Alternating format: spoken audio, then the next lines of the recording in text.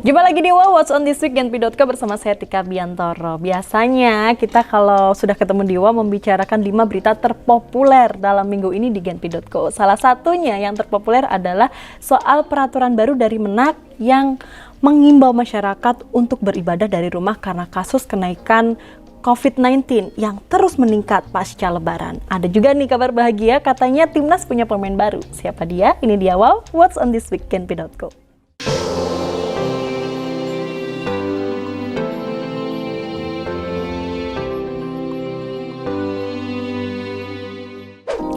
Kasus COVID-19 di Indonesia terus meningkat belakangan. Menteri Agama Yakut Khalil Qaumas menghimbau masyarakat agar melaksanakan ibadah dari rumah.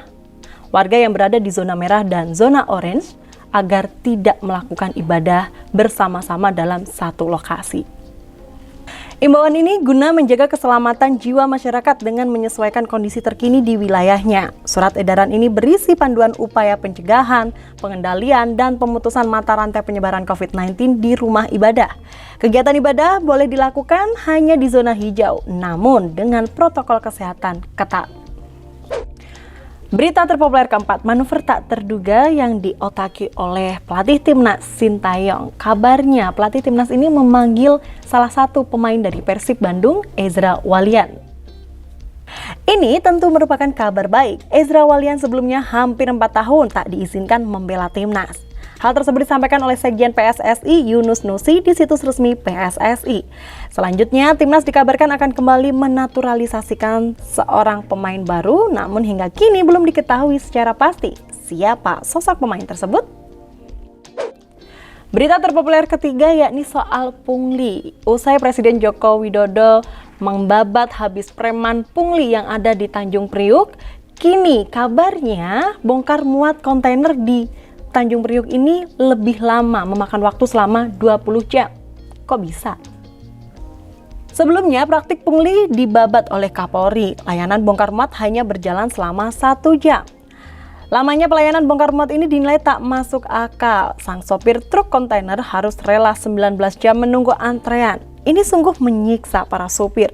Belum lagi membuat kemacetan di kawasan Koja dan area pelabuhan lain seperti UCT, Koja, dan pelabuhan lokal. Berita terpopuler kedua di Genpi.co yakni tentang pernyataan Yusuf Kala yang berbahaya. Wakil Presiden ke-10 dan 12 ini menyatakan kalau ekonomi Islam pincang, di mana 1 dari 10 orang kaya hanya 1 orang yang Muslim. Ini disampaikan langsung di depan Menteri BUMN Erick Thohir. JK mengatakan dari sisi ekonomi apabila ada 10 orang kaya maka paling tinggi 1 orang Muslim. Ini memicu komentar pegiat media sosial Ferdinand Hutahayan yang mengomentari pernyataan JK. Menurutnya menjadi kaya bukan karena agama, namun karena kerja kerasnya, ulet dan niat. Ia menilai komentar JK yang mengaitkan agama dengan kemiskinan atau kekayaan ini tidak tepat dan cenderung provokatif. Dan berita pertama yang paling banyak dibaca di Genpi.co yakni tentang Kapolri Jenderal Listio Sigit Prabowo. Kapolri Jenderal Listio Sigit Prabowo lantang membeberkan capaiannya dalam 5 bulan kepemimpinannya di depan anggota DPR RI. Kapolri menyebut telah membongkar kasus narkoba dengan nilai 11,6 triliun rupiah. Ini diungkap Kapolri dalam rapat bersama Komisi 3 di Kompleks Gedung MPR DPR Senayan, Jakarta.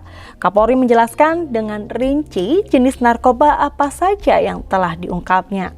Ex-Kabareskrim ini mengungkap modus operandi yang menyamarkan bungkus sampai pada metode transaksi melalui pelabuhan tikus.